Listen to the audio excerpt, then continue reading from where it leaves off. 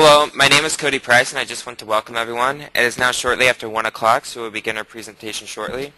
Today on May 25th, we'll have our presentation on the Revitalized Chesapeake Bay Restoration Program, given by Jim Edward, Richard Hall, and Andrew Fellows. For help during today's webcast, please feel free to type your questions in the chat box found in the webinar toolbar to the right of your screen, or call 1-800-263-6317. For content questions, please feel free to type those in the questions box, and we'll be able to answer those at the end of the presentation during the question and answer session. Here's a list of our participating chapters, divisions, and universities. I just want to send a personal thank you out to the Regional and Intergovernmental Planning Division for sponsoring today's webinar. Our next webinar will be on June 3rd, which is Livable Communities, Sustainable Regions. And then we'll have another one on June 10th, and then throughout June 17th. You'll be able to find a complete listing for 2011 webcasts, and also register for these at www.utah-apa.org/webcasts. To log your CM credit for attending today's session, you'll need to go to www.planning.org/CM, select activities by date, and then underneath today's date, Wednesday, May 25th, you should be able to see the Revitalized Chesapeake Bay Restoration Program. This is still in the process of being approved, so be sure to check back in a couple weeks to claim these credits. And then we are recording today's session, so you'll be able to find a video recording and also a PDF of the slides at www.utah-apa.org/webcast-archive. And I would now like to hand it over to Doug Porter, who will be introducing our speakers for today. Thank you very much. Welcome to the Chesapeake Bay Restoration Program. We're very excited about talking about this because it's a process in motion, and we're very hopeful that it's going to help a lot in the area, and hopefully sooner rather than later. Benjamin Franklin once observed that necessity is the mother of invention, and of course as he practiced it, and invention was largely a trial and order process, often messy and constantly requiring reinvention.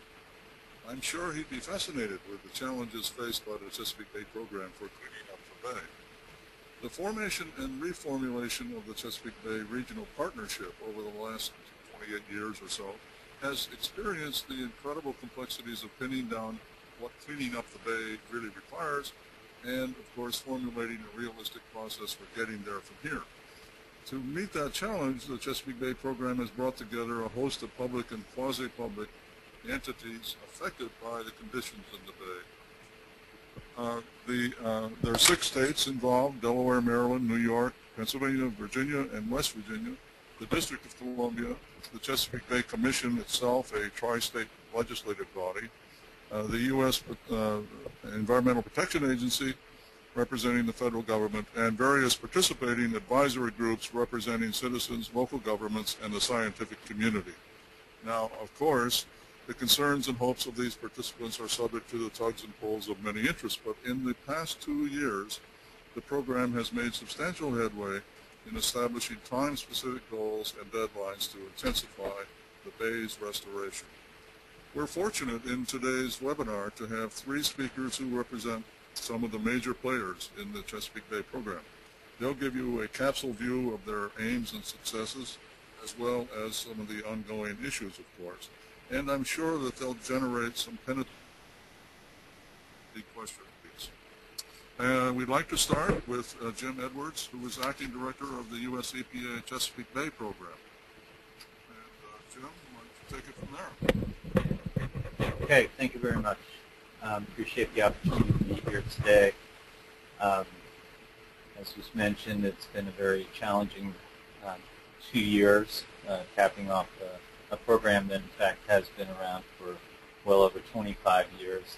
What I'm going to talk to you about today is try and give folks some background on the Bay, the Watershed, a little bit on the history of the program, since I know some of you are from outside this region, and then focus primarily on the drivers from the last couple of years, executive order issued by President Obama on bay restoration, a strategy related to that was issued last year, and then the Bay Pollution Diet, or Total Maximum Daily Load, as it's known officially, that was issued in late December of 2010. And one of the reasons I think this is particularly timely today to talk to members of the American Planning Association is because we're now in the process of moving the Watershed implementation plans, or WIPs, associated with the TMDL down to the local level, counties, local governments, planning districts, etc., as we move to implement the TMDL on the ground over the next 15 years. And I'll talk more about that later in the presentation.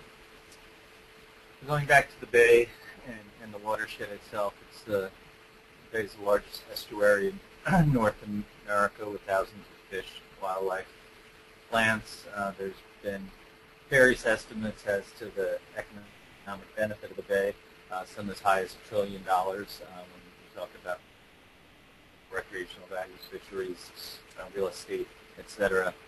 There are over 77,000 farms throughout the watershed, home to over 17 million people, and it encompasses all of Virginia, Maryland, the District of Columbia, and large portions of Pennsylvania, as well as portions of New York. It goes all the way up to Cooperstown, New York, over into West Virginia and Delaware as well.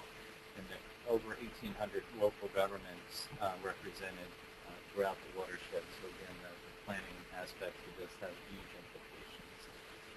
One fine point on it, too, on why what happens on the land means so much for the Bay, the tidal Bay and its tributaries, is that the average depth of the Bay is about 20 feet. So it's very shallow, one of the most shallow estuaries in the world in terms of land-to-water ratio.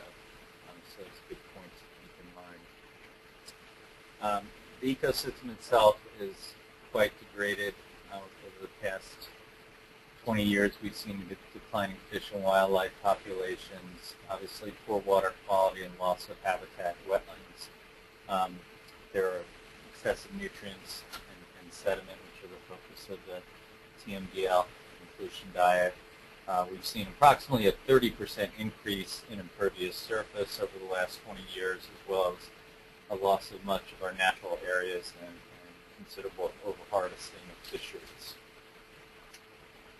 When we look at the sources of pollution in terms of how we use our land, we think primarily in terms of key sectors: agriculture, air deposition, that goes in both to the Bay and on the land, and ultimately back into the tidal portion of the Bay. Urban and suburban runoff and wastewater, and also septics make up some of this as well. And as you'll hear from Richard later, the septics issue has some implications in the growth area, as many of you know.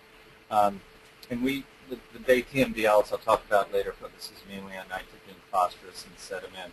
On the nitrogen side, about roughly a third for ag, air deposition, and urban-suburban use. It includes septics. Phosphorus a little higher, about half of that is from agriculture, and over 60% in the sediment arena. But the main message here is that all sectors and all of us as individuals, 17 million who live in the watershed, need to do their part to clean up the Bay and its tributaries. The result of all this pollution, as many of you are well aware, is low dissolved oxygen levels in the Bay and tidal really restricted dead zones continue to appear, and harmful algal blooms every summer as well. Looking to the history of the partnership, again, around since 1983, in the early research days, and then formed really in 1985 and 86. Our current budget, well, in 2010 it was $50 million, and that's EPA. This year that went up slightly to $54.5 million, but given the budget situation in the federal government and certainly at local levels as well, going up at all is quite a considerable accomplishment. As was mentioned earlier, numerous partnerships. This again is very much a partnership effort. The original partners to the Bay program, and this is embodied in Section 117 of the Clean Water Act, Maryland, Virginia, Pennsylvania District, Chesapeake Bay Commission, and the federal government represented by EPA. Later, we added the headwater states in the water quality area in the early 2000s. There's been a series of Bay partnership agreements starting in '83. Original Chesapeake Bay Agreement, per se, was in '87. Various directives, addendums to those agreements over the years. And then in 2000, the landmark Chesapeake Bay Agreement had many of its goals and deadlines had a 22 end date. So many of them, not all of them, but many of them have largely passed, and they've either been achieved or, as in the case of water quality, not been achieved.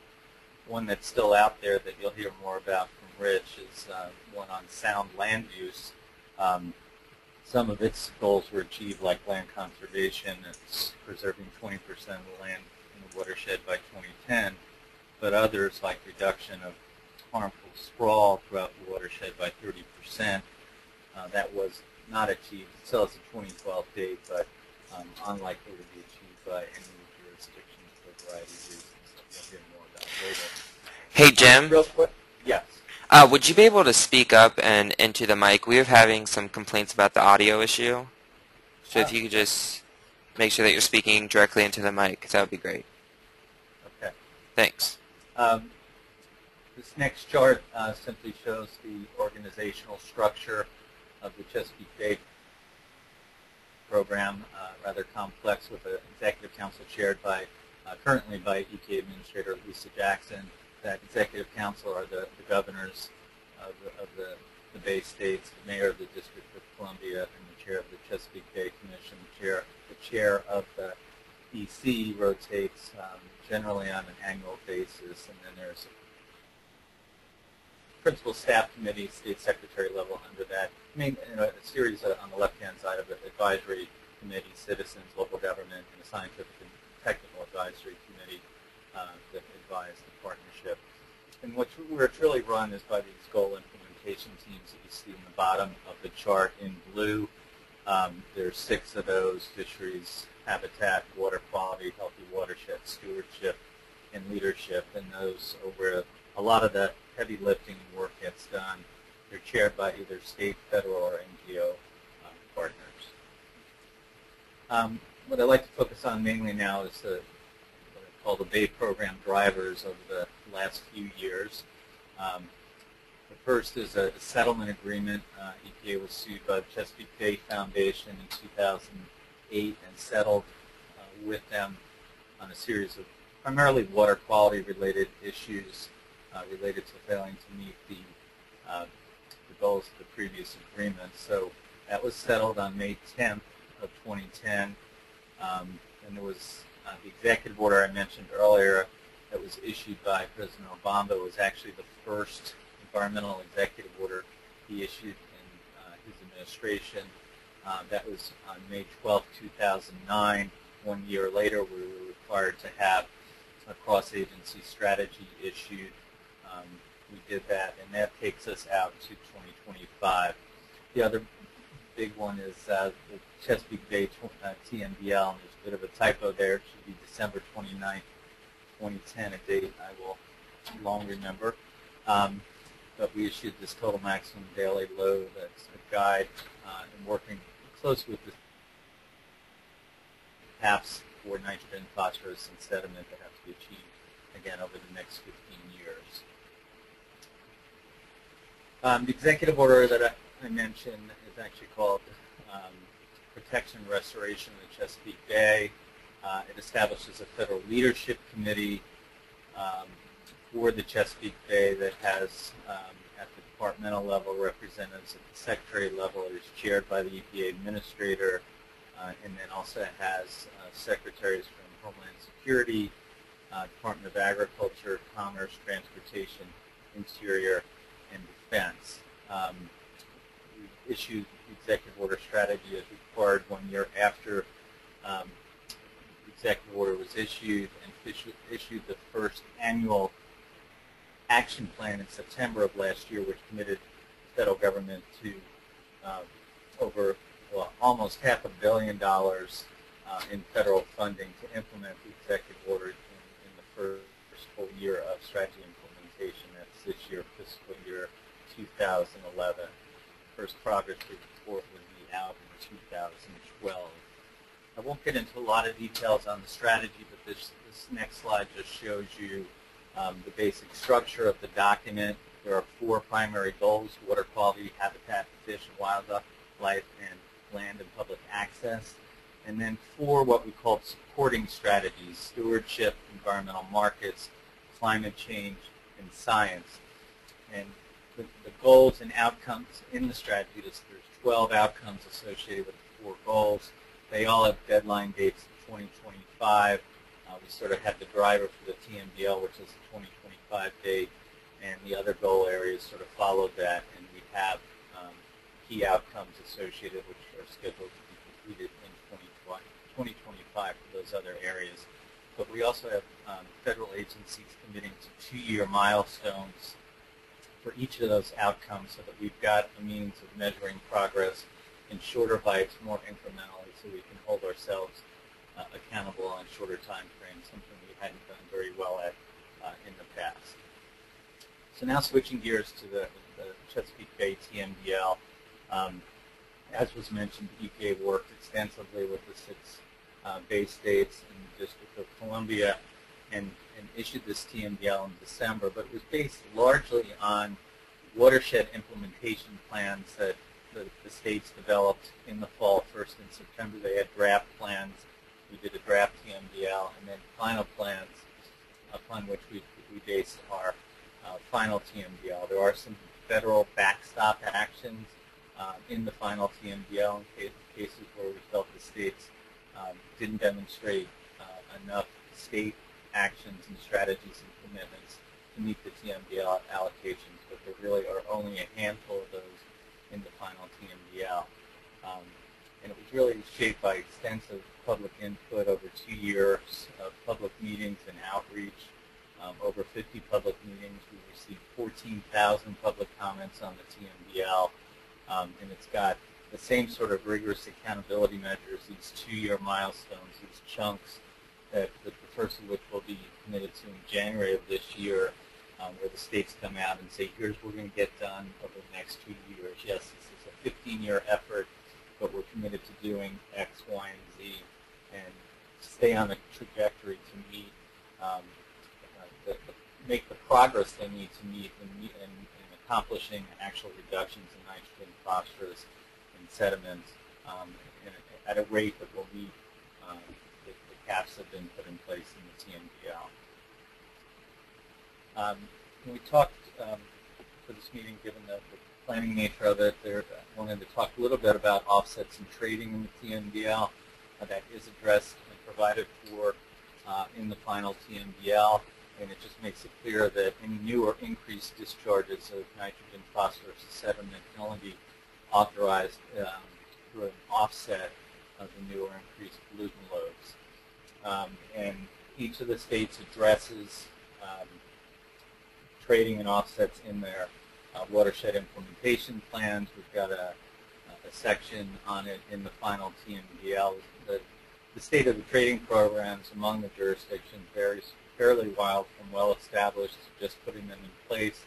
We're going through a review right now of the state trading programs, and that'll be completed by the end of calendar year 11.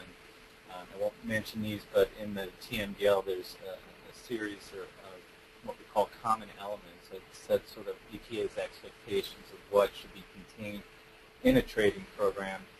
There's 10 of those, not all are listed, but things like credit, calculation, verification, certification, accountability, trading, banking, most of it you're probably familiar with. Those are tough issues to grapple with. We'd like to move from individual state trading programs to eventually having watershed-wide trading taking place. This next slide simply shows where we're at in the process.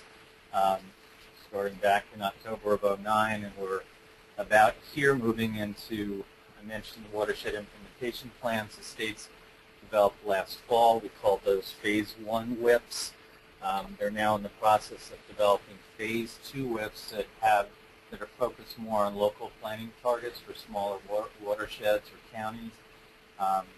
Then we'll move into the 2-year milestone efforts following that. Just real quickly, I'm not going to lay out any numbers, but if people want to go back and look at these charts, here's the nitrogen loads by source sector, showing, we have made some progress back in '85 for nitrogen. We were at, 342 million pounds. We're at about 250 now. We need to get down to 186, and that's an allocation in the final TMDL, about a 20-25% reduction for both nitrogen and phosphorus in terms of where we need to be in a similar number for sediment. I can put the sediment charts up there.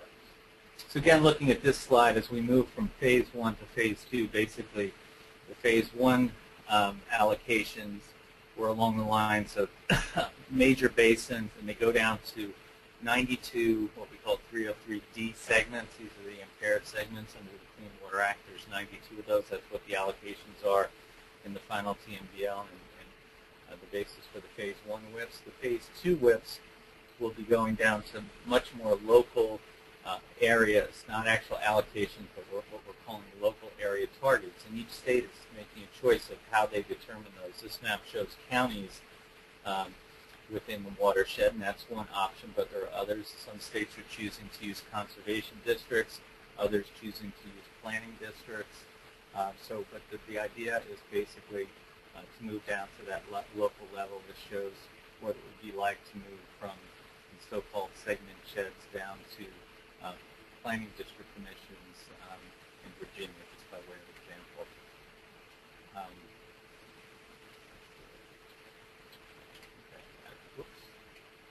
Sorry. The basic difference between phase 1 and 2. For EPA, we had a much more involved role in phase 1. We led the outreach efforts. We set very specific expectations for the WIPs and the TMDLs. We did extensive evaluation of the draft strategies, and we had the lead in putting together the TMDL based on those watershed implementation plans. Phase 2, it's much more of an oversight role from the states, where we're providing support to the jurisdictions at the state level.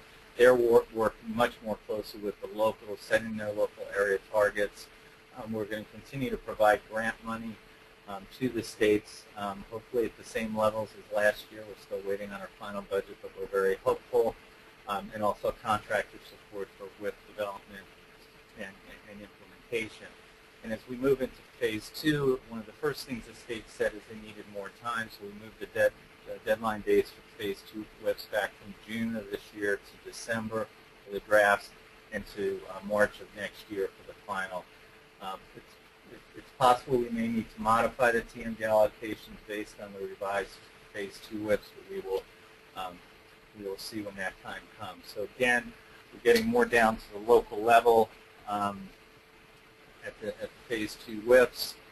And in terms of why we're doing this, it's not only just to get to the local level, but we've agreed with our partners to make 2 model changes based on nutrient management, mainly manure application, nutrient application, and also on low-density land use. Those model changes will be done by the end of June. The draft and final WIPs will be based on those. We'll be looking at the revised WIPs to ensure that there's no backsliding on previous commitments. And in cases where we did have some of these federal backstop options, there'll be an opportunity for states to have those removed if they can demonstrate further reasonable assurance in their WIPs. We've issued a couple of guides, and the third one's coming out for phase 2 at the end of March for the states and the district, and then another one for federal agencies at the end of April. And then there'll be another guide coming out on 2-year milestones at the end of this month. Just more moving from shoes in the cube to boots on the ground.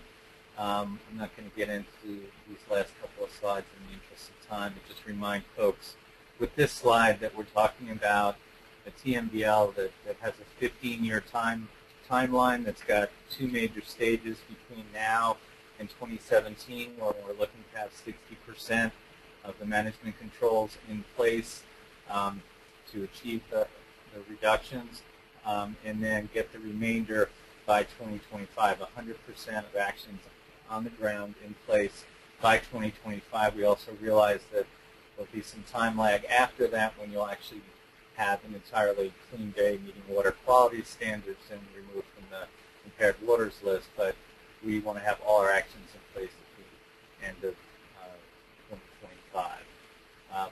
This very last slide, I'm just going to mention we've got a new tracking system called BayTAS, Bay Tracking and Accounting System, on our Chesapeake Stat website. You can go on and look at your local watershed, see what the allocation targets are, where you are currently, where you need to be for each source sector and each pollutant. And I will close it with that. Thank you.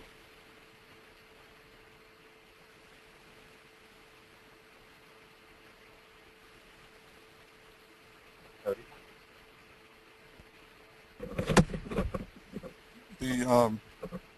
It's pretty clear that there are a lot of jurisdictions involved in this whole process, and one of the most important levels of jurisdiction are the states. And we have with us today Richard Hall, who is Secretary of the Maryland Department of Planning, which is no small deal in itself. He's got 150 members in his staff, and maybe that helps with the Chesapeake Bay program. The department heads up the state's Smart Growth program, which is fairly famous around the country, as well as other responsibilities. At any rate, here to talk about the state's role in this is Richard Hall. Thank you, Doug, and good afternoon, everyone. My name is Richard Hall with the Maryland Department of Planning, and just very briefly, I don't want to make this like a Grammy Award at any means, but I do want to thank Doug Porter for agreeing to moderate. I want to thank Ohio State for helping to set this up. The Regional Planning Division of APA, Lee Schenniger really was spearheading a lot of this. Dan Baldwin, my office, for doing a lot of legwork for this. And also Jim Edward for laying the groundwork for the Bay program, kind of giving you a nutshell of a very, very big and elaborate program.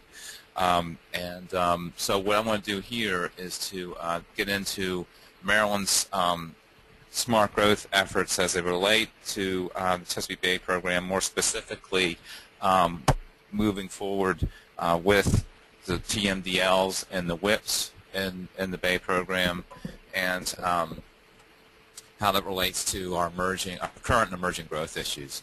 Let me first just sort of give you a little bit of a background on the Chesapeake Bay as it relates to Maryland. As you heard Jim Edwards say, 6 states are in the Bay watershed.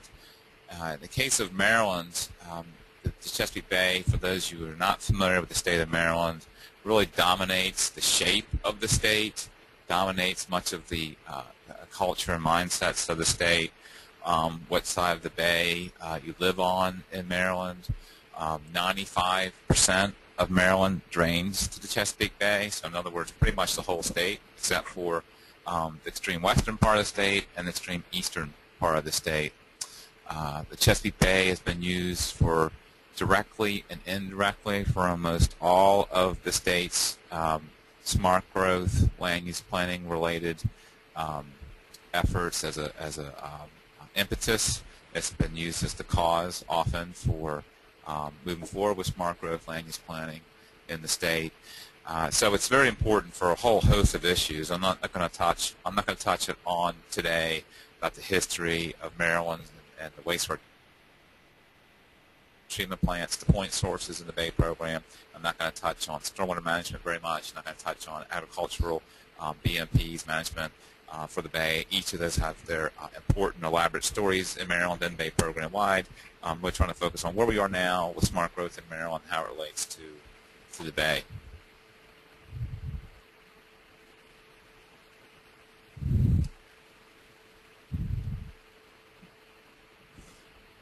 What I want to show you here is just a clip, a screen capture from the Governor O'Malley's website.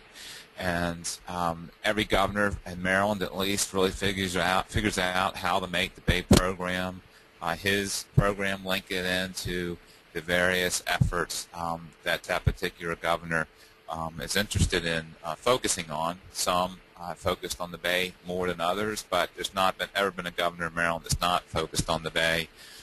Governor O'Malley it links it into things as diverse as wind energy, economic development, and things more directly related to the Bay, tourism, the fisheries, recreation, and just sort of the mindset of Marylanders. This clip here is showing you the Smart Green and Growing component of the governor's webpage, and one part of that I want to highlight is Baystat, and that goes to the governor's tracking progress, setting targets, his whole approach to governance when he was the mayor of Baltimore City before he became governor.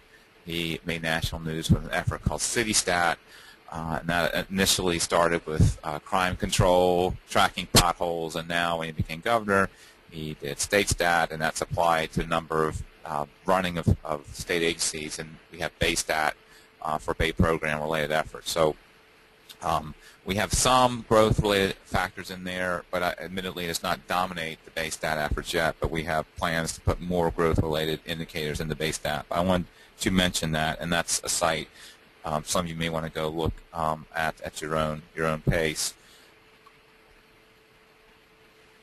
Just real quick here, some of these slides I'm going to go through more quickly than others, just to give you a little sense of population in the Chesapeake Bay. And the Bay is in the Mid-Atlantic area and going up to upstate New York, headwaters of Cooperstown, New York, so I guess many would consider that north of the Mid-Atlantic area. But suffice it to say that most of the Mid-Atlantic area, as most define it, are in this Chesapeake Bay Watershed.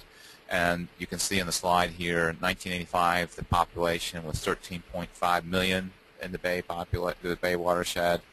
And the projection to the year 2025 is roughly 20 million people. So not quite, but we're looking at almost a doubling across that time frame.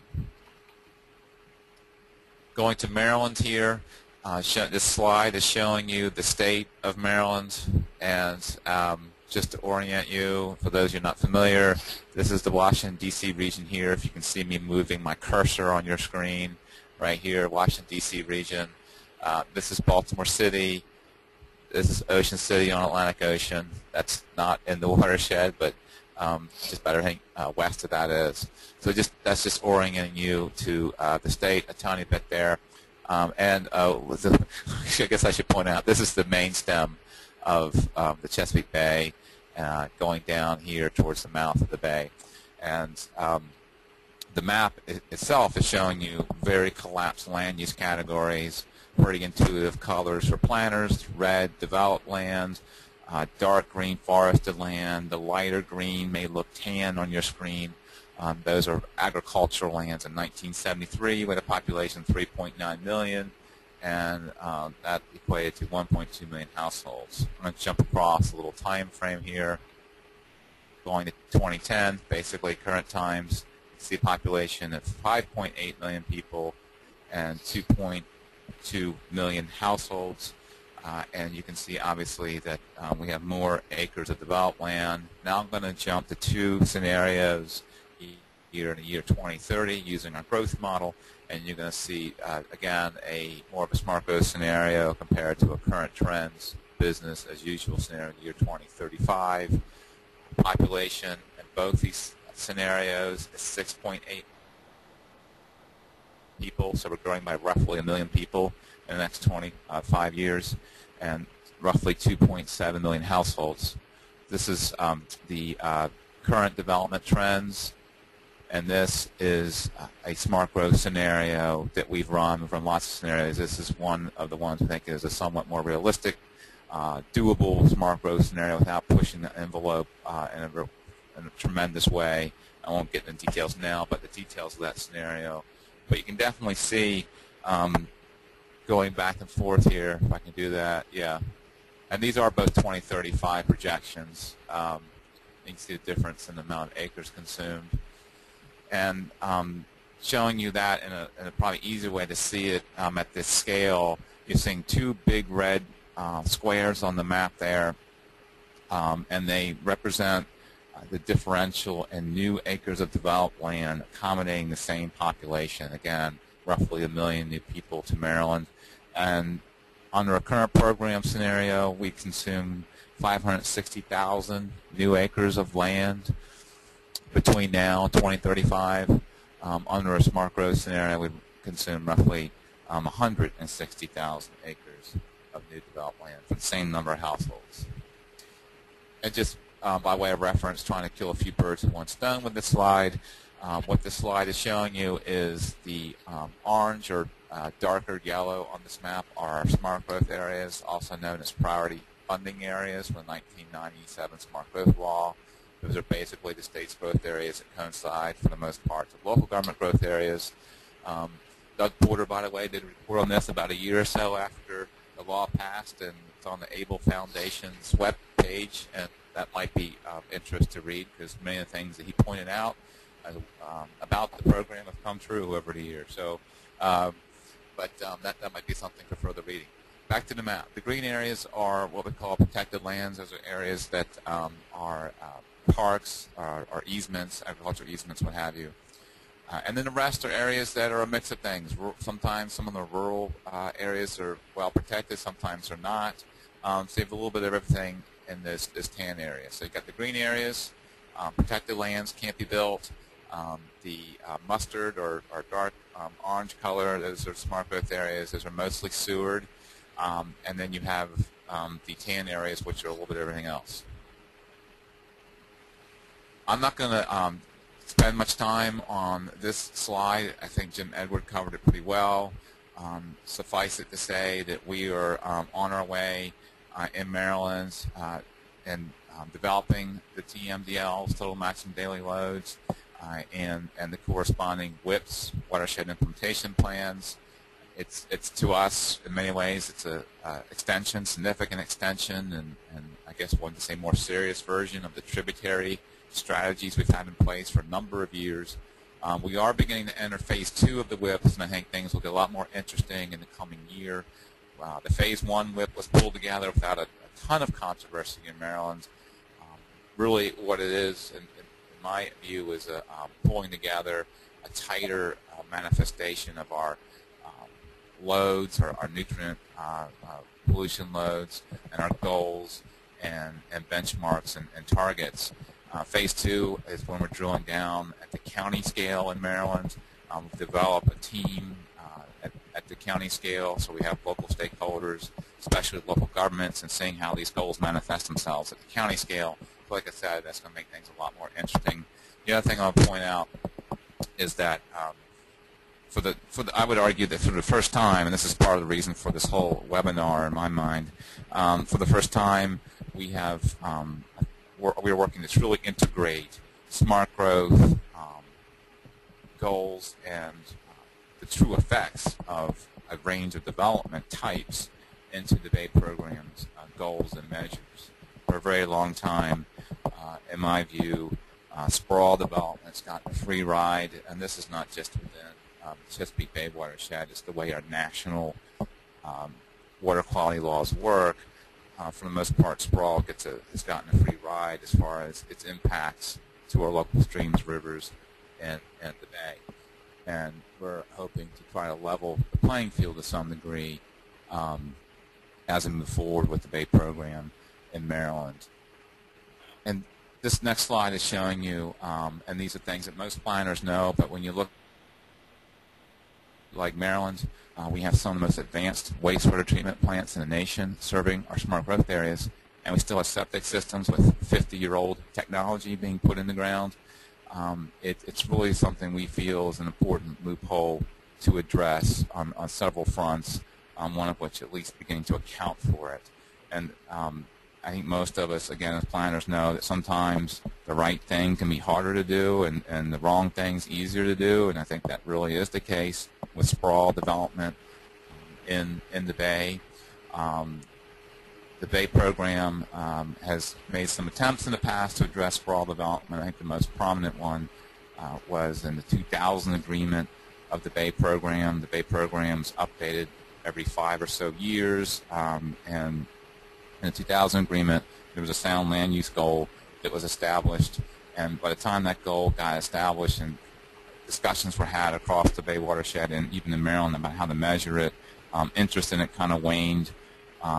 And now here we are looking at smart growth again, and we may revisit that goal, the sound land use goal from 2000. One of the ways we're directly linking smart growth into our WIP is accounting for growth strategy, and that's the way we're working to implement the direction from EPA on in the guidance for the WIP is accounting for growth. I think some states are certainly addressing it differently than us, but we are going right at it, really trying to get at this differential. Our numbers in the state, this is just not an MDP, this is done with our Department of Environment and our Department of Natural Resources in Maryland, so these are the regulatory, especially Department of Environment, the regulatory agency in Maryland. We estimate, our numbers show that your average household on a septic system on a 2-acre lot is polluting 10 times more per household nitrogen than your average household in our smart growth areas in Maryland. And if you look at the maps I showed you before, that really matters in the long run when you're looking at trying to meet and maintain the goals that we have, the caps we have for nutrient pollution. So we're really looking at how to best implement that in our Phase 2 WIP. We addressed it in the Phase 1, but the Phase 1 WIP was more of a 30,000-foot type effort. So the Phase 2 again is going to get much more interesting. Pretty much covered this. So just a schematic of what we're trying to accomplish. We'd argue that the regulatory cost, direct or indirect, literally or figuratively, is a lot more for trying to do the right thing, trying to build this infill redevelopment projects. It costs more to do that. Opportunity cost, straight up financial cost, what have you. And so we think the playing field is imbalanced. We want to tip the balance to some degree the other direction. And the way we account for growth through offsets and trading, you'll see in a minute, seeks to accomplish a better balance on this. One other point to highlight, this disproportional impact on nitrogen pollution. And again, nitrogen is the most damaging pollutant to the Bay, the main nutrient that we're concerned about in the Bay program overall, especially as it relates to growth.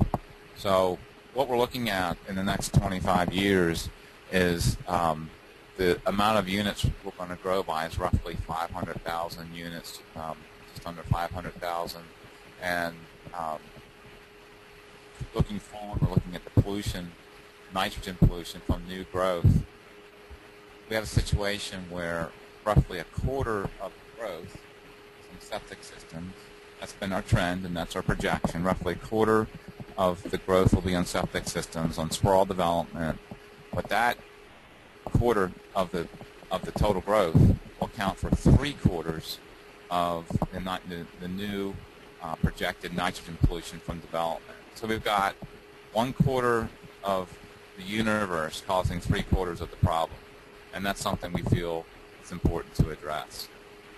This is just a schematic demonstrating, this is from an EPA report from January '06, illustrating the effects of concentrating growth versus spreading it out, showing you a little watershed scale there and giving a number of different factors, impervious surface, what have you.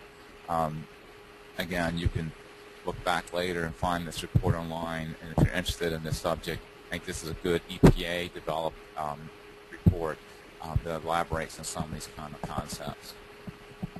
One of the ways we're looking to implement this whole concept of making growth, accounting for growth in a fair way, it's per capita impacts. There's a high, medium, and low loading range. So we're going to be looking at future growth and employment and categorizing it low, medium, high per capita nitrogen loading, and addressing requirements, offsets, what have you, per which category any growth comes into. And this is how we're going to account for growth. This is how we're going to manage the impacts from growth in the Phase 2 WIP.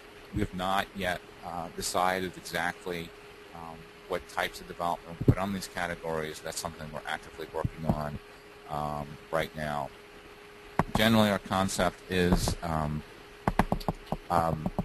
we really want to limit how many offsets infill and redevelopment, revitalization have to account for from the point sources, wastewater treatment plants, because they already have growth allocations within them for the most part, and have them really meet stormwater management requirements that are relevant to the loads they're putting out there.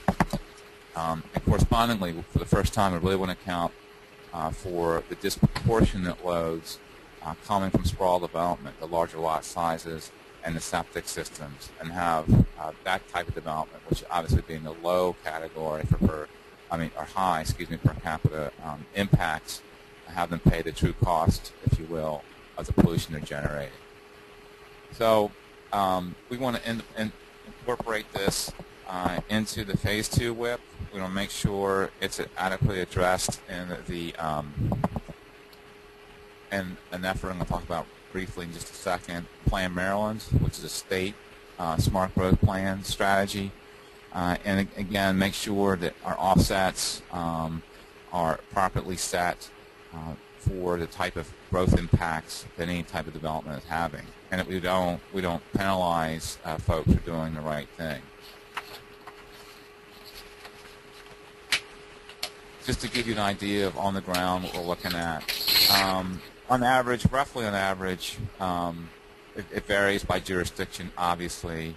A quarter-acre lot served by central sewer is what we're looking at in many of our smart growth areas. Some areas are much higher, and the averages are slightly higher than a quarter-acre lot. But that's what we're looking at in most of our smart growth areas, quarter-acre lots of development.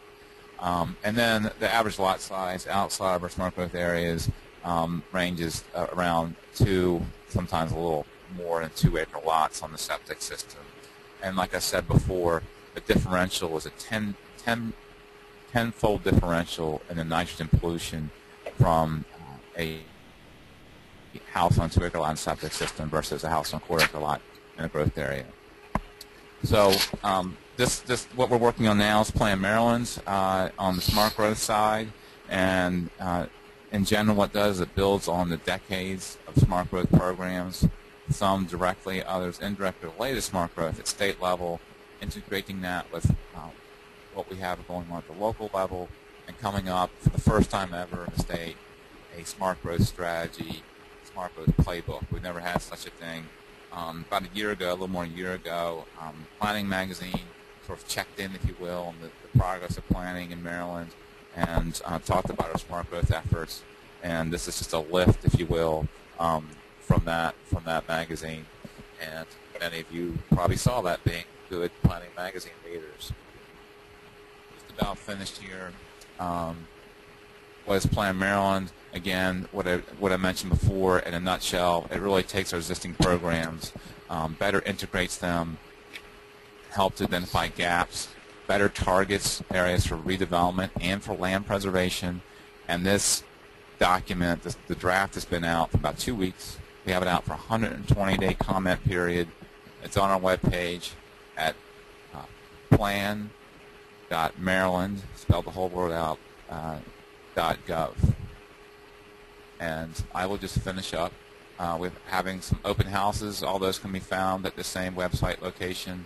And let me back up one here so you can see it. There you go. You can even friend it on Facebook. A number to our webpage, but to get directly to is plan.maryland.gov. Thank you.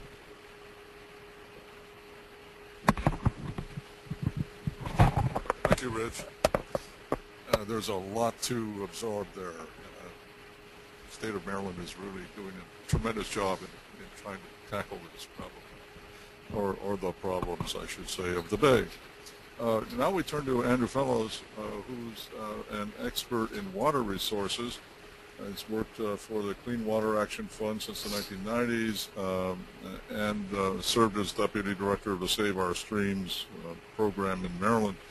but he's also the mayor of College Park and has therefore some local government experience for sure. I'd like him now to tell us more about just how local governments can really get at this problem. Great, I appreciate it, Doug. I speak here both as the Chesapeake Regional Director for Clean Water Action, but also as the Mayor of College Park, Maryland. And they go together in that the environmental community really is a supporter of local governments and working to develop solutions towards cleaning up the bay. There's so much benefit. I'm on the vice chair of the Metropolitan Washington Council of Governments Chesapeake Bay and Clean Water Policy Committee, and we regularly advise the board, the council board, on regional water quality issues. We've been working actually for more than 20 years on addressing bay restoration issues, but we clearly haven't done a job in terms of cleaning up the bay, but we have made a lot of progress. These are some of the governments that are in the watershed. I mean, both in the Potomac watershed mostly, but also in our section of the Metropolitan Washington area. There's 21 local governments that are in the Council of Governments. The Council of Governments Regional Water Quality Management includes an annual work program that addresses technical and policy implications, provides input to EPA and states and hosts forums for exchanges. Support is provided by the Council of Government staff working with local government, utility staff, and local elected officials like myself and managers, quantifying the implementation and water quality benefits of management actions taken by the region, and also evaluating some of the broader environmental objectives that affect water quality. For example, air pollution reduction, stream restoration, and forestry initiatives. And the focus may be changing, and I think the Obama executive order and it should sharpen the efforts of us going forward towards restoring our water quality. The importance of the Council of Government region in the Bay watershed is pretty clear. First of all, we have a lot of the population. As you can see here, 4.2 million people in 2000. We should be at 5.8 million in 2020. That's a growing percentage of the residents of the watershed, the Bay watershed. It's about 25% currently, and it'll be up to 33% by 2020. We recognize one of the reasons that we have been aggressively challenging taking on the pollution control measures is the fact that we have such a density.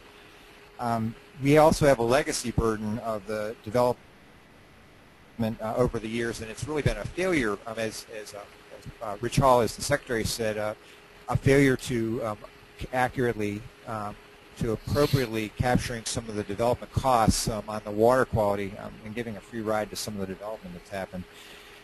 And with the our Bay program structure, we've already talked about this, that talks about some of the the states that are in the Bay program, and our piece is the local government and other stakeholders.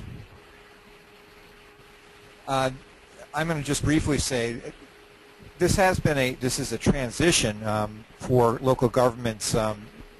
The Clean Water Act, as you all probably know, was passed in 1972 and set up something of a mandatory program, but parallel to that was a set of agreements that was a voluntary approach in the region. 1983, 1987, 2000 agreements among the partners in these Chesapeake Bay agreements, but the deadlines were set and the results were not met. And I think the failure to reach these commitments, it's a variety of factors, but the voluntary approach really didn't work, and we're now moving towards a more mandatory.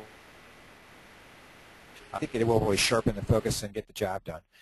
The EPA consent decrees that began in the late 1990s started this. I think TMDL somewhat is a problem because using the term TMDL, total maximum daily load, really doesn't say to the public what we need to do, and it's really a contaminant cap we're looking for. And so part of this is the messaging to our public and what's the value to improving not only the Bay itself, which is such a great resource for the region, but also for the tributaries that run through our communities. Also, keeping in mind that the local TMDLs and actually the way the TMDL program approaches by segments, and so we're really looking at improving our own water quality to restore the bay. Some of our requirements locally, the stormwater requirements may be even greater than the bay total maximum daily load requirements, and I think that actually the focus has got to be on getting the job done locally. The watershed implementation plans, again, I think is going to be a big part of sharpening the focus. This has already been talked about, so I'm going to move through this fairly quickly. I'm actually going to go to the next slide, talking about the pollution by sector. For the governments that are in the Council of Government region, it's mostly not the agriculture. We do have some agriculture, and you can see here the percentage of the different kind of challenges. Most of our focus is on stormwater. We have been putting the increased investment into wastewater treatment, and we will continue to do so to get to the limit of technology. But I think our real challenge for at least a lot of the jurisdictions in our region is with stormwater. Partly because it's so decentralized, you can't just take it at one spot and get the job done. You really have to have a kind of a comprehensive and somewhat separated responses. This shows the wastewater treatment plant segment shed. I mean, the segment sheds that are feeding into this is a pretty interesting map in terms of looking at where the publicly operated treated waste goes from and to. These colors show the different sheds that go to different treatment plants. And obviously we're already working on this partly through state legislation like the Chesapeake Bay Restoration Fund. It's really requiring more money and generating more money through households by funding ENR and enhanced nutrient reductions. This shows the progress in reducing nitrogen pollution. Obviously we're doing this both locally but actually as part of statewide plans and in the district and in Virginia. So these are our success in some ways that we're already seeing in the plan to clean up the bay.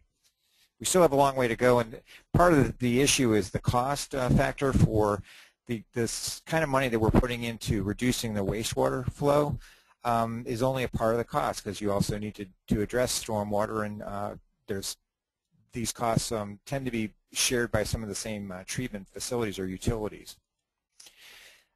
Again, the dollars that we put into the enhanced nutrient removal that are at wastewater plants like Blue Plains, and Blue Plains being one of the biggest in the world, or is the biggest treatment plant in the world, the amount of money that's going into the upgrades there are shared by all the jurisdictions that feed into Blue Plains. And it's obviously maybe the biggest bang for buck for reducing the pollutant loads to to the bay. Stormwater retrofits, though, and Secretary Hall was just talking about the imbalances, some of the stormwater costs, that it's easier to protect stormwater in areas that have not already been developed. Some of the areas that currently have outdated stormwater management facilities, we really need development to kick in money to do retrofits that are going to improve it. And really, the MS4, which is the Municipal Separated Stormwater Sewer System permits that are really going to be the only way that we're going to be able to enforce caps and making jurisdictions meet the challenge of reducing the pollutant loads into our stormwater drains, which then flow into the waters of the bay. This talks about how the costs have been shared, the urban costs, that is the stormwater really, and the agricultural costs, and the public operated treated waste, which is the wastewater treatment plants. This shows the different costs. And in summary, the need to address all the water quality needs is part of the reason we need to come up with comprehensive solutions that are localized. It also speaks to the need to get local governments involved, and the local governments involved in the decision making and the planning, because really the way that the local waters are going to be restored that feed into the bay are going to be directed and done by the political will of people who live in communities that are affected by those local waters. And so that's one of the reasons that the Council of Government can play, and actually every metropolitan planning organization can play such a great role in getting local involvement in the process. So with that, I go back to Bob. Thanks a lot, Andrew. We had an early question sale in here that I think pertains to just what you were talking about. So let me just pick it up and hand it to you. The question of well, we have this very elaborate process of communication among a whole lot of different political levels, but it was mentioned that there are local government advisory committees, and someone asked, well, who gets appointed to those kinds of things and who makes the decision about them? Is that something you can talk about? The local advisory committees are appointed by the Council of Government itself. So I'm actually not on the local advisory committee for the Chesapeake Bay, but Penny Gross, I know, who's on our committee, has served for a number of years in that function.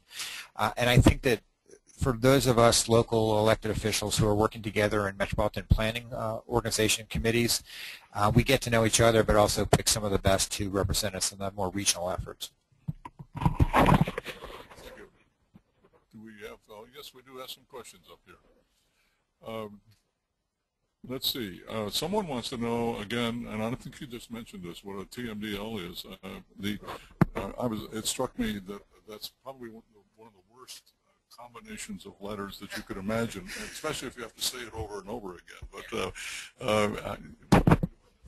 yeah, I guess it's a big critique of the Clean Water Act is to come up with a phrase like total maximum daily load. But the reason that I think that that's such an important concept is that for aquatic life, if you think about contamination coming in, you really have to think about it on a daily level, because you can control the polluted waste for most of the year. But if on one day you dump a pollutant load or a contaminant load into the waterway, you're going to kill all the aquatic life. So it's got to be the daily cap. It's really the important thing, and that's why that acronym exists. I think as we talk about TMDLs, for any one of us who are working on this, we should really be talking about contaminant caps or pollution controls or some other phrase in TMDL when we can. Actually, I don't know, Rich, did you want to add to that? Actually, I was going to turn to Rich because we do have a question about the Plan Maryland or Smart Growth process. Is it directly related to the TMDLs? I think you pointed out it was, but you want to talk about that? Sure. Well, situations like this make it hard to get into a lot of detail about these things, but directly related at this stage to some degree. I know it's a mushy kind of response, I suppose, but Plan Maryland, again, is a strategy. It's a policy plan. We've been enabled to do it. We've been directed to do it in our legislation, my agency's legislation, since 1974, and we've never done it.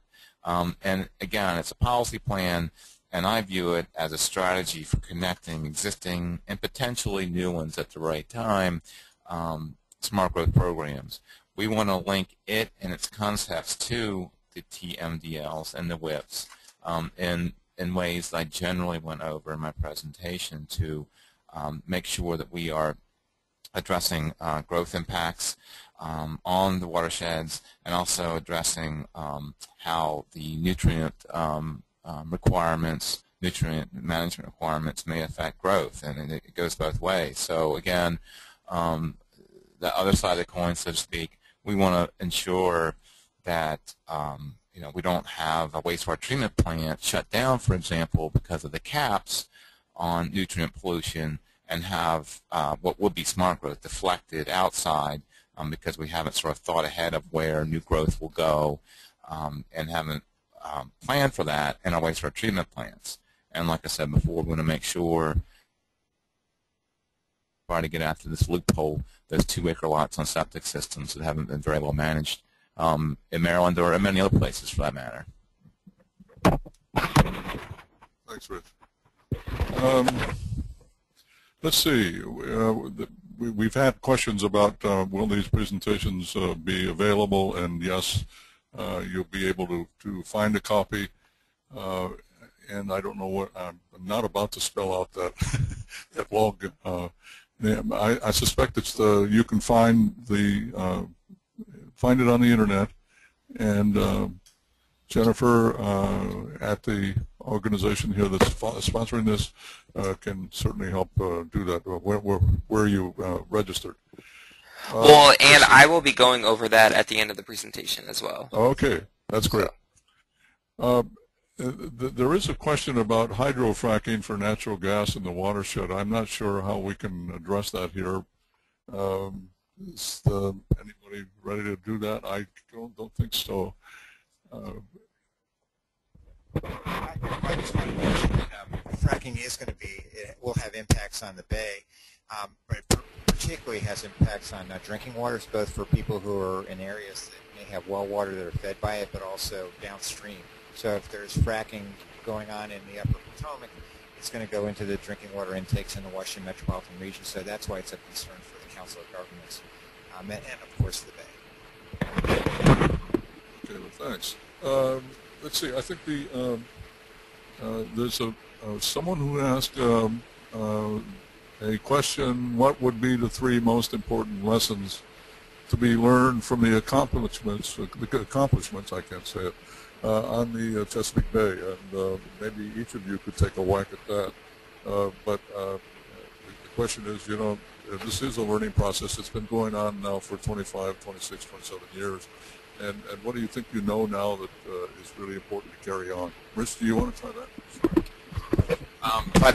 This is Rich Hall again. If I had to pick 3 lessons learned, one is, at least in Maryland, investing in advanced wastewater treatment plants has been extremely important and has demonstrated significant improvements in parts of the Bay watershed where those plants have been installed, and it continues to be a very high priority in the state and is essential to meeting our goals. We have seen in some watersheds, especially with the Patuxent, which has kind of been the guinea pig for the Bay program in Maryland. It's the largest watershed totally within the state. And it had some of the earliest advanced wastewater treatment plants in the nation. We've seen a lot of improvements in the watershed by virtue of the wastewater treatment plants receiving advanced nutrient removal capabilities. However, the watershed has grown so much, some of those great improvements have been overtaken by growth.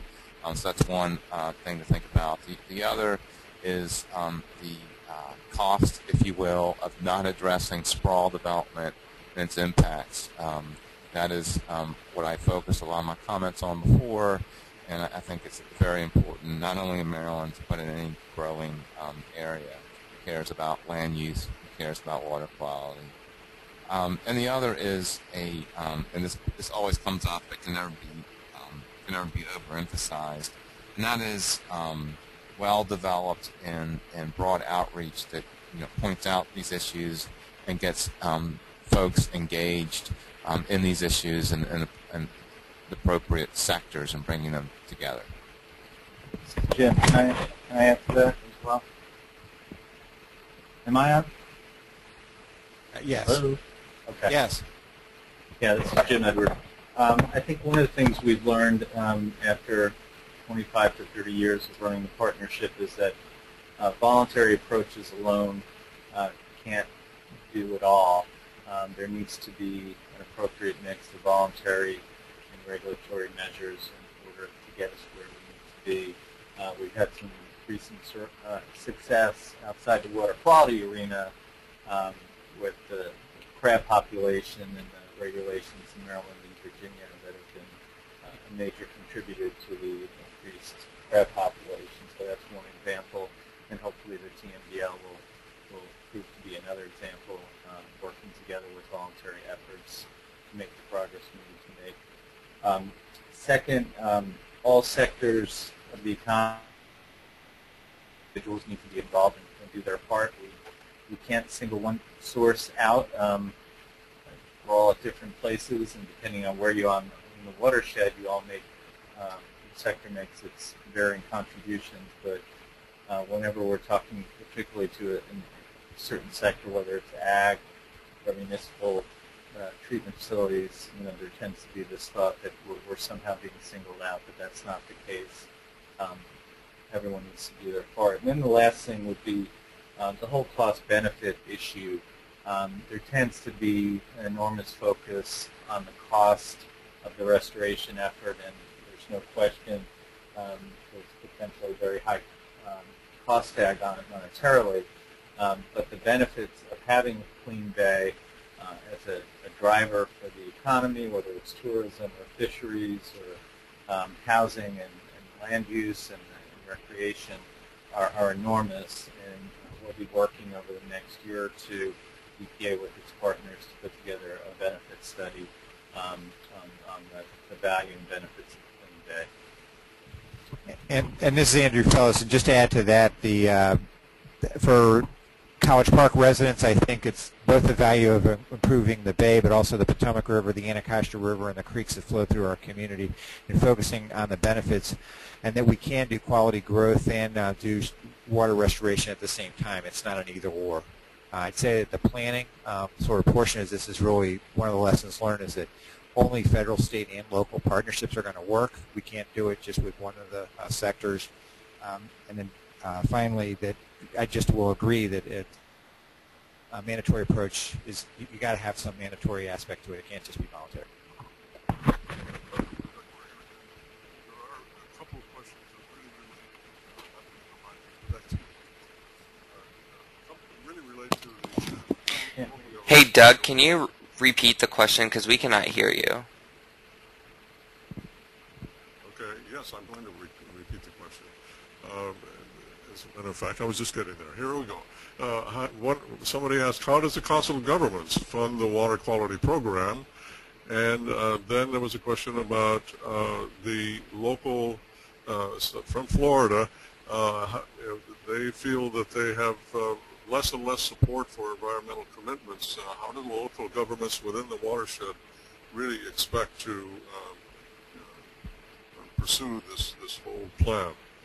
And I don't know how you want to deal with that, but that's a question that is germane to all of these things. I'd say with just a question about the Council of Governments funding the water quality program, all of the governments who belong to Council of Governments pay to be a part of Council of Governments, but also the staff does a great job of aggressively pursuing grants, both federal, state, and regional grants to implement that program. Actually, I'll turn it over to Rich, maybe come back on the second question. How to pay for this and address it is certainly a very big issue that no one has a good answer for, to be blunt.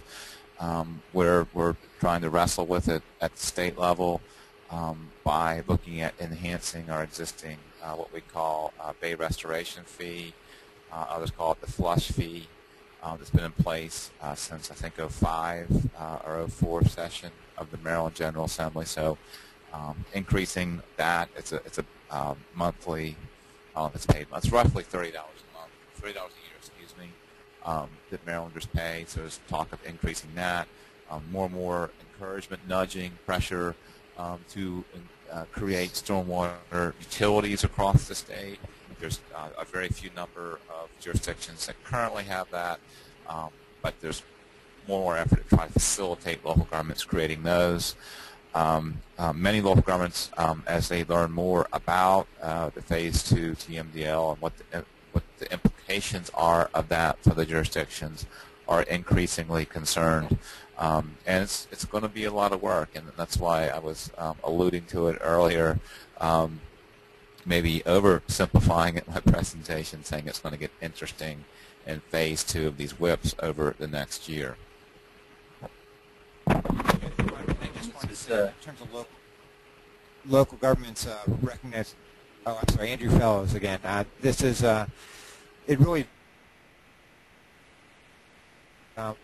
our challenge really is to get our communities engaged towards making sure that they're focused on the value of improving local waters as well as the bay itself. And so that really does make a difference if you're talking about Loudoun County or the city of Rockville. And actually, there's a question on the slide on nitrogen sources by land use type within the Metropolitan Washington Council of Government region. And I actually don't know the answer about the answer to that question about whether that's by land use or land cover. I think we can get that answer sent out to the group by one of our staff.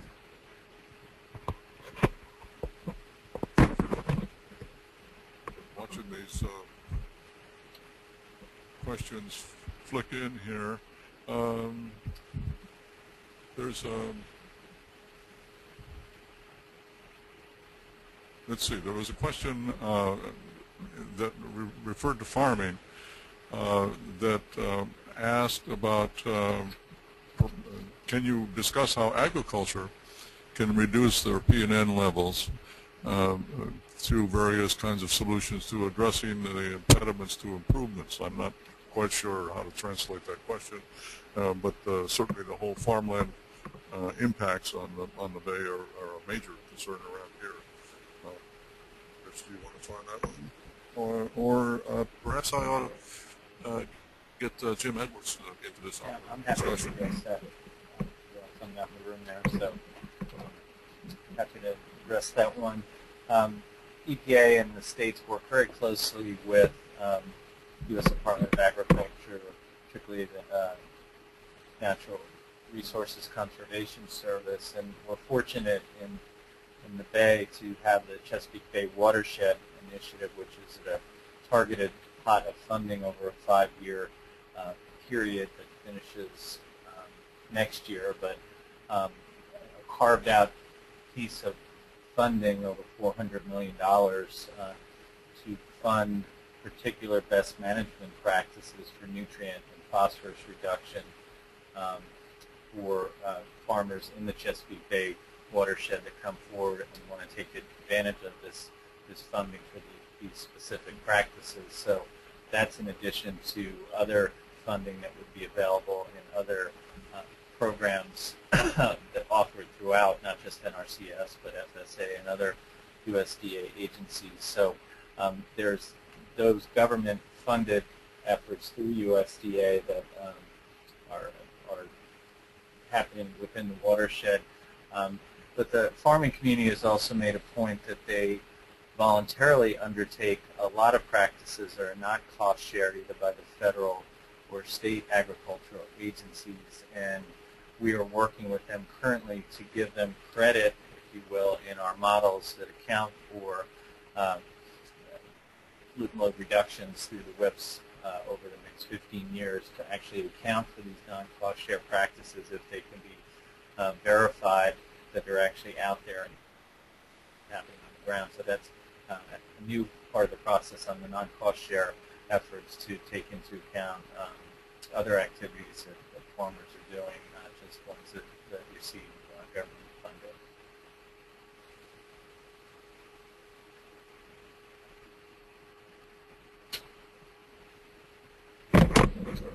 Okay. We did have a question about the members of the Local Government Advisory Committee, who normally sits on them, or oh, can you suggest who those should be? Jim Edward? Their appointed members are all elected government officials from throughout the watershed and are nominated by governors or in each of the respective states or the mayor of the District of Columbia. I'm not sure maybe if that was the question, but that's who they're comprised of. Okay, well, thank you. I'm also, Jim, going to pass on another question to you, which gets rather technical, I think. Got a question on point source regulation, and it seems to be questionable whether a WWTP, which can meet a strict numeric nutrient limit given the high position. I'm having trouble reading this. Varying inputs, etc. Now, how are you dealing with the 5-year NPDES limits on point sources, and is there a longer-term strategy that can give more flexibility? That's a very technical question for me, but I'm sure you know exactly how to answer that. I I don't exactly. I'm not sure precisely what it gets at. I was trying to think of the air deposition angle to that. I mean, as part of the TMD allocations, we do give credit for, we sign air deposition as part of what's happening in the watershed, and then the air deposition of nitrogen that occurs on the bay itself. EPA takes that. It's actually 15.7 million pounds as part of the overall allocation, and we take responsibility for achieving that allocation, that load reduction, I should say, over the next 15 years through the passage of a variety of Clean Air Act laws, like the new ozone regulation that should be coming out later this summer in July, hopefully, the new CARE, interstate transport rule. So there's a way that EPA, there's a way we handle it in the TMD allocation, in a way where we attempt to take on part of that responsibility on ourselves, and also have 2-year milestones in the process associated with that. But I'm not sure if that fully addresses the answer, and I would have to probably pull in my technical wastewater folks to give this individual their precise answer. I'm not sure, Cody or others, if you're going to be providing us with any, I'd be happy to provide a follow-up answer to my staff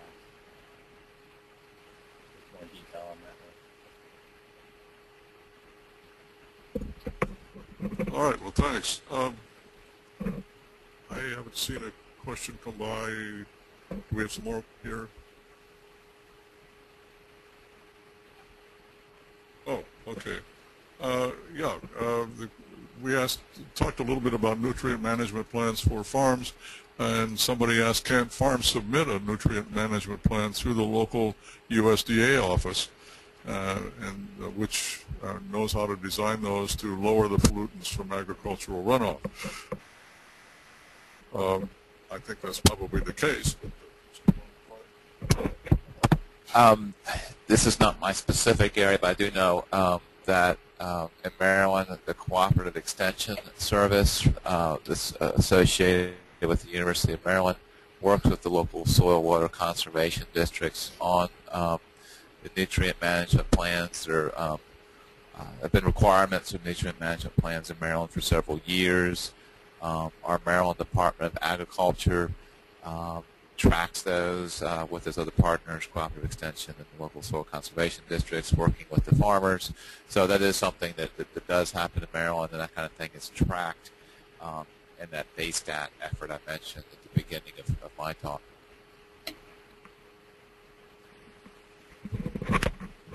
Thanks a lot.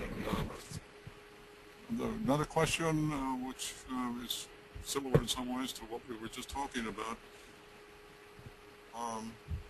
How are nitrogen targets tracked or measured over time? And Jim, maybe this is a question for you. If you're monitoring in the bay, or through modeling, or just how do those kinds of things become obvious? Sure, and it's a mix of both to some degree, meaning both monitoring and modeling. Throughout the bay, we've got over 300 monitoring stations set up at key places, both in the tidal parts of the bay itself and then in the non-tidal portions throughout the watershed for key tributaries throughout the jurisdictions as well. There's about 160 some odd stations in the tidal bay and another 90, I believe it is, in the non-tidal portion. We're actually increasing the number of monitoring stations this year and next year to fill some gaps we have related to priority watersheds for the TMDL, and to increase the number of pure ag monitoring stations and pure urban stations. Cover the monitoring area would be in areas where there's a lot of mixed land use, and we're trying to get a better sense for a better representative sample, I should say, of where we've got more, where we can measure the effectiveness of both stormwater BMPs in urban areas and MS4s, and ag BMT practices, best practices in high agricultural areas. And we've worked with USDA and RCS to identify what we call high priority watersheds and showcase watersheds where on their end they're working to get 100% of farmers in those areas to put their core best management practices in place. And we have increased number of monitoring stations that we're putting in there, EPA and the U.S. Geological Survey, to monitor their effectiveness over a 5-year period. So we use this monitoring information to calibrate our models and model and credit the nitrogen reductions over time. But everything in the model is calibrated with real monitoring results, and has to be the real basis for how we judge progress and restoration over time.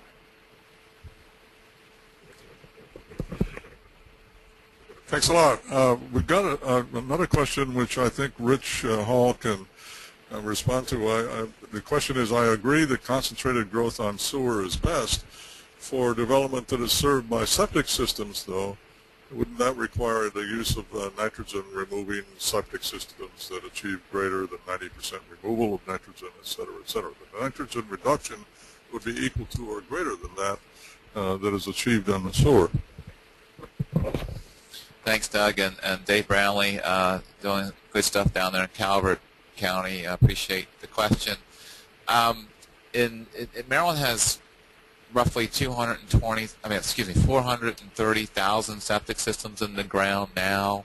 An extremely small fraction of those are anything beyond 50-year-old technology, putting out 10 times more nutrient pollution per household than houses on a centralized wastewater treatment plant in Maryland.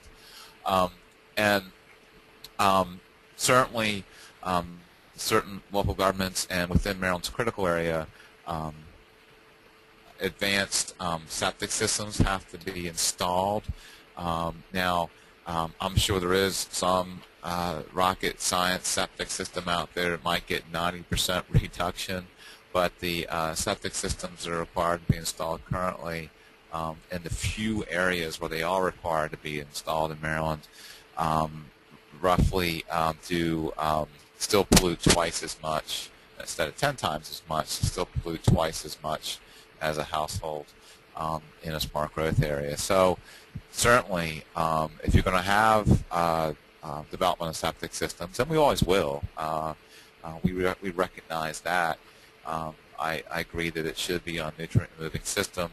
I think getting 90% removal may be possible in limited areas, but I think in a state like Maryland, it's critical that we really try to get as much growth as possible in our smart growth areas, because there's many, many other goals besides just the nutrient reduction goals. We're doing that. Strong communities, land preservation, and not to mention greenhouse gas emissions from increased vehicle miles traveled, and on and on. So to wrap up on this one, I just would say that, again, we need nutrient-moving septic systems where we're going to have growth on septic systems. I would agree, but I don't think that's part of at least a broad regional or statewide solution to nutrient pollution from septic systems.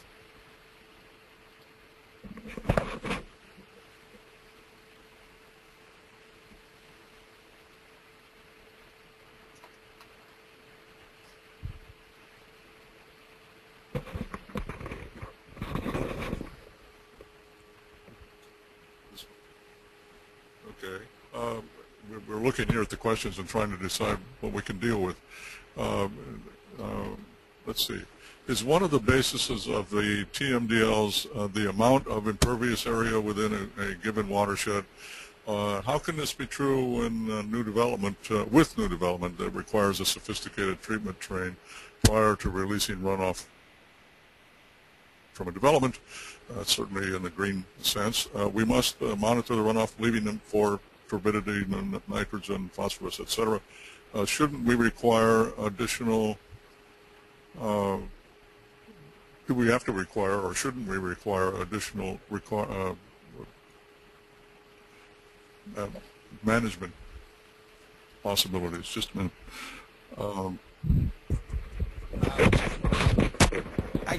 I think that with the impervious surfaces and the amount of impervious surface definitely has an effect on the contaminant load because of what's coming off of the paved surface or what's coming off of the impervious surface. I think, though, that the new requirements in terms of treating water that's coming off of impervious surfaces, it can be done in lots of different ways, including reducing impervious surface. I'm not exactly sure if I know the answer to the question because with every contaminant load, there's different kinds of treatment possibilities that can be done, and one of that is retaining the water on site. It's not simply treating it, but actually keeping it on site instead of going downstream. And obviously that has an effect on sediment downstream. So I guess with impervious surface is by far the biggest issue with stormwater, and like looking at that as the issue of focus. And I also think it's a fairly logical way of generating revenue to treat stormwater costs is by looking at impervious surface, because it's a relatively easy thing to track and a relatively easy thing to develop a fee structure that would help put money into reducing the pollution coming off our streets and parking lots. Also, just want to note that a net load is the result of load that is generated, which does vary by the percentage of impervious surface, but after BMPs are applied. So better and newer BMPs will achieve lower levels of contaminants.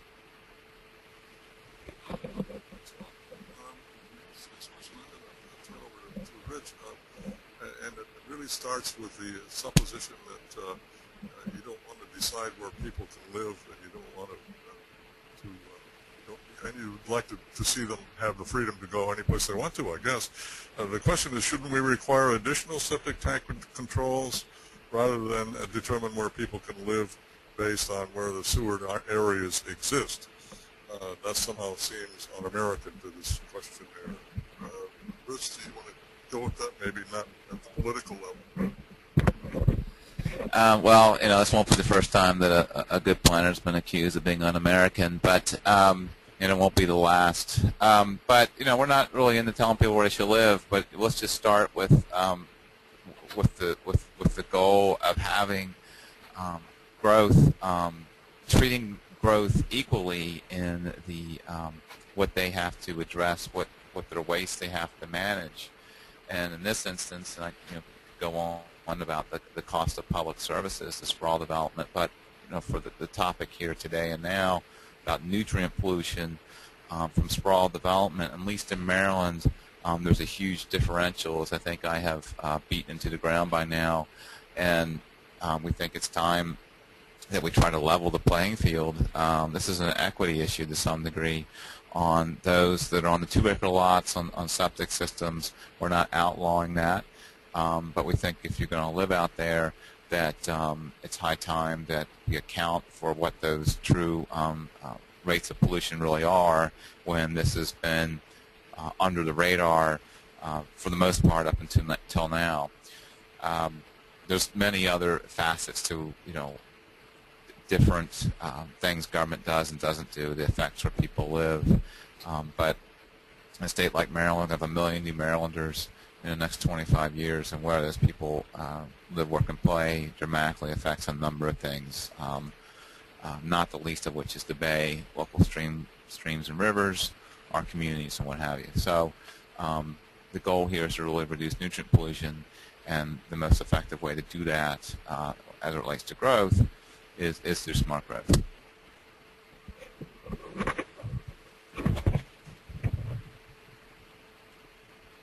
Okay, we I think are just about at the end of our list of questions that we can address right now. There have been a couple of promises for getting back to people on questions that they asked. I think we're in the process of, anybody got a last absolute highly important question to throw in? I'll give it a few seconds before we turn this off.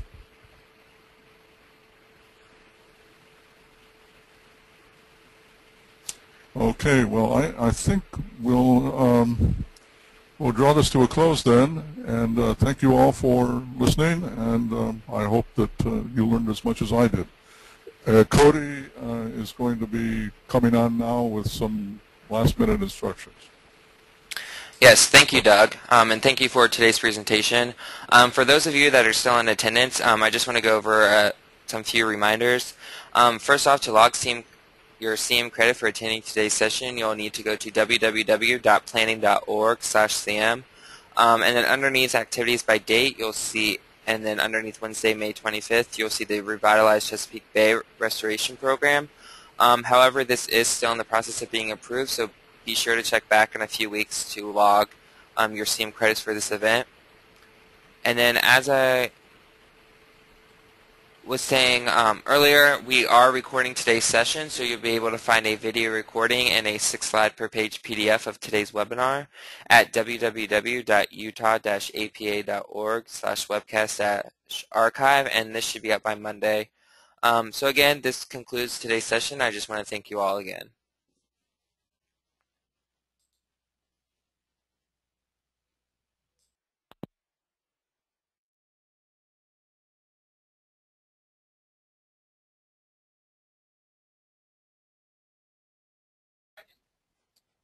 Cody? Darn, I forgot to say that. Forgot to say what you wanted me to say, didn't I? There's a meeting in College Park. Is it the university or the city? I was so concerned with